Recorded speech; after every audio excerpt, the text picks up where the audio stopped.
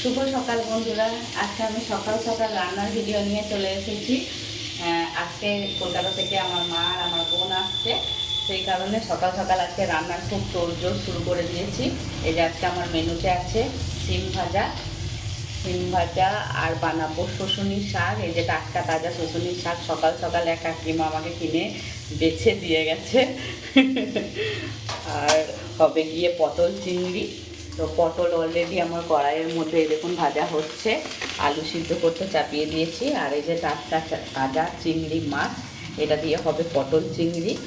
আর হচ্ছে দিয়ে এই যে এই মাছগুলো হবে ঝালদা, খুব সুন্দর সুন্দর। এটা আমার এক দেওরকে দিয়ে কিনে আনা করালাম সকাল সকাল বাজারে গিয়ে, ও এনে দিয়েছে। খুব সুন্দর, আমার মনের মতো মাছের পিসগুলো আমার খুব পছন্দ হয়েছে। তো এটা হবে মাছের ঝাল।